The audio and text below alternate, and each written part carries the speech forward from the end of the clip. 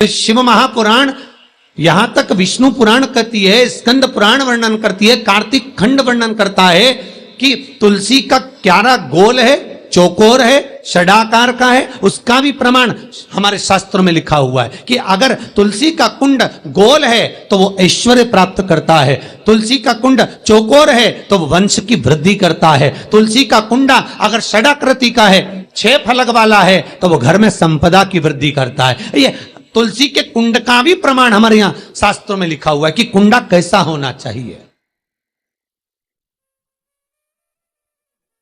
तुलसी के कुंड की आकृति कैसी होना चाहिए, तुलसी का कुंड होना कैसा चाहिए, उसका भी प्रमाण हमारे यहां स्कंद पुराण में लिखा हुआ है, विष्णु पुराण में लिखा हुआ है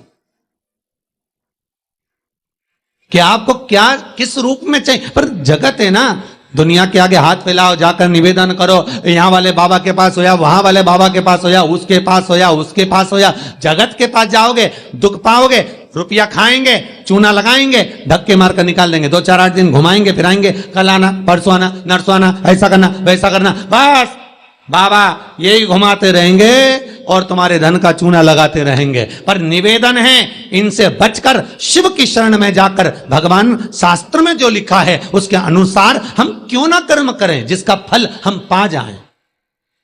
हम क्यों ना ऐसा कर्म करें जिसके फल को हम पा सकें। हम क्यों भ्रमित हों।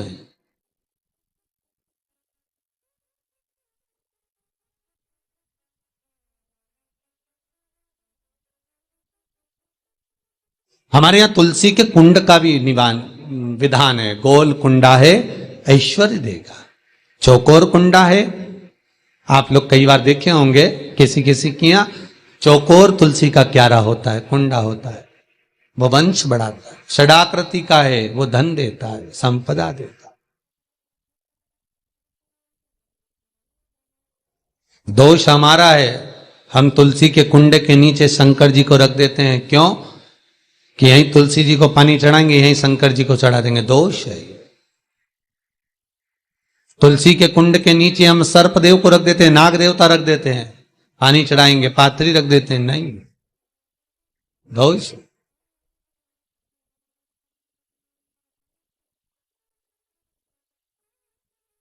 इसका दोष हम सबको, स्वयं अगर गलती करते हैं तो स्वयं को बोल। कैसा कुंड हो, 7 तरह के कुंडों का व्याख्यान तुलसी के रूप में कहा गया है महाराज। पहला गोल, दूसरा चौकोर, तीसरा षडाकृति, चौथा त्रिवेणी, 3 कोने वाला कुंडा। शास्त्र कहता है जिसके मार्ग घर में टुकड़े हो रहे हों, घर विभाजन की ओर हो रहा हो, तो 3 कोण का कुंडा घर में रखकर पूजा करने पर परिवार एक हो जाता है।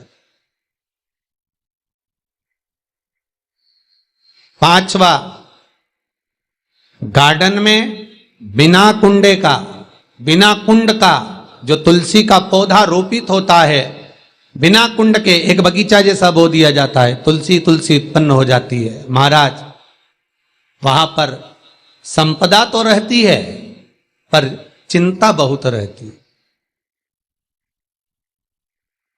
टेंशन बहुत रहती। क्यों?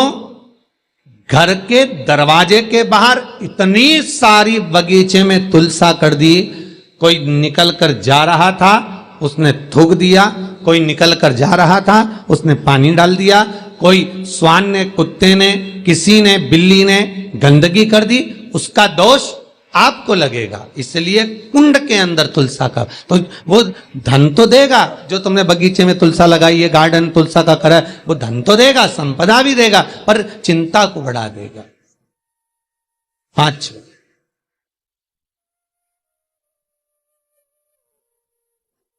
महाराज 6, तुलसी के कुंड को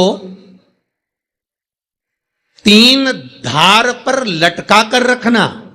कई जगह पर आपने देखा होगा तुलसी का जो कुंडा होता है उसको 3 जो तार होते हैं, 3 जो चेन होती है, उस पे लटकाया जाता है। महाराज विष्णु पुराण उसका भी व्याख्यान करती है। महाराज वहां व्यक्ति के कार्य उन्नति की सीढ़ी की ओर बढ़ जाते हैं। जैसे भोजन की थाली लग गई, भोजन तैयार हो गया, बस खाने बैठे हो और थाली खसक गई, समझ लेना कि तुलसी को अधर पर लटका कर रखा है। इसलिए कार्य तो हो रहे हैं, बनने वाले हैं, 4 दिन बाद ये काम होने वाला है, 8 दिन बाद ये काम होने वाला है, लग रहा है कि इसमें इतना फल मिलेगा, लग रहा है इस व्यापार को करेंगे तो इतना फायदा हो जाएगा, सब कुछ करा, लाखों रुपए लगा भी दिए, थाली मालूम पड़े खसक गई, अधर लटका है तुलसी। 7 क्रम है तुलसी के, ये छठा क्रम बताया। तुलसी का 7वां क्रम,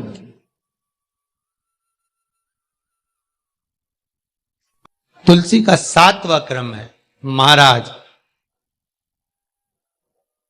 तुलसी का कुंडा जैसा घर के आंगन में है, तुलसी का कुंड जैसे घर के आंगन में विराज रहा है, ऐसा ही छोटा सा कुंड भगवान के लिए रोपित करें। प्रतिदिन भगवान की सेवा करते समय तुलसी का कुंड सम्मुख रखकर उसकी आराधना करना, फिर उस कुंड को वापिस बाहर ले जाकर रखना, फिर दूसरे दिन पूजन के समय पर कुंड को लाकर रखना। हम तो यहां तक कहते हैं, विष्णु पुराण गर्ग संहिता कल्याण का तुलसी अंग यहां तक वर्णन करता है कि आप पूरे साल ये नहीं कर सकते तो कम से कम कार्तिक के महीने में भगवान के सामने तुलसी का छोटा कुंड, चौकोर वाला, गोल नहीं, चौकोर कुंड लाकर भगवान के सामने रखकर छोटा सा कुंड का पूजन कर कर भगवान के साथ उस कुंड को वापस बाहर विराजमान करें, फिर कल लेकर आए, फिर विराजमान करें। आप पूरे साल नहीं कर सकते तो 1 महीना।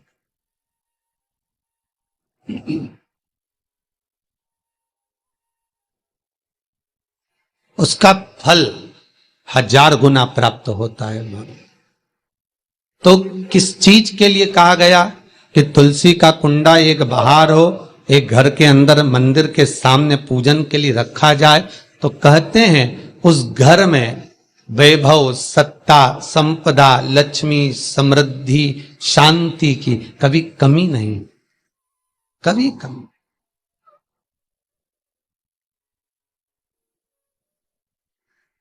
प्राप्ति सुख की, आनंद की।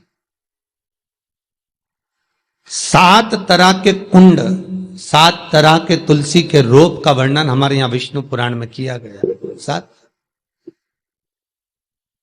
आप किस भाव से कर रहे हैं ये आपके ऊपर।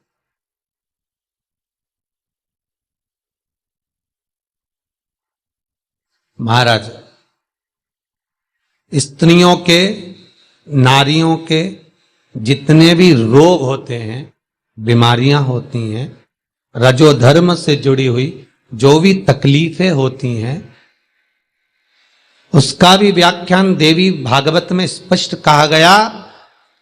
गूलर का फूल, अर्थात जो देवी जी को, माता जी को जो घंटी वाला फूल चढ़ता है लाल कलर का, गूलर का फूल, माता के चरणों को छुआकर, तुलसी के पौधे का स्पर्श कराकर, जो नारी को रजोधर्म से जुड़ी हुई परेशानियां होती हैं, उसके अंतर्गत वो फूल तुलसी का पौधा दिखाते हुए खिला दिया जाता है, तो 3 दिन में उसको 2 दिन में आराम लग जाता है, 2 या 3 दिन में आराम। महाराज, तो शास्त्र कह रहा है आराधना में आप हाथ की माला, कर की माला ना भी रखें तो घट की माला, तुलसी की माला, रुद्राक्ष की माला आपके कंठ में होगी, तो 21,600 श्वास जो मनुष्य के शरीर से प्रतिदिन निकल रही है, 21,600 श्वास जो मानव के शरीर से प्रतिदिन निकल रही है, उस श्वास के बल पर आपकी घट की जिह्वा से वो मंत्र जाप हो जाएगा, उसका पुण्य आपके खाते में। तुम्हारे गले में जो तुलसी की माला हो, तुम्हारे गले में जो रुद्राक्ष की माला हो, उसमें मन के 108 होना चाहिए या 108 से भी ज्यादा होना चाहिए। कम मनके की माला मत पहनना गले में, बारीक बारीक मनके की कर लो, छोटे से छोटे मनके की कर लो, 100 से भी ज्यादा हो, 108 से भी ज्यादा हो। क्यों? क्योंकि गले में अगर तुलसी की माला होगी, गले में रुद्राक्ष की माला होगी, भले तुम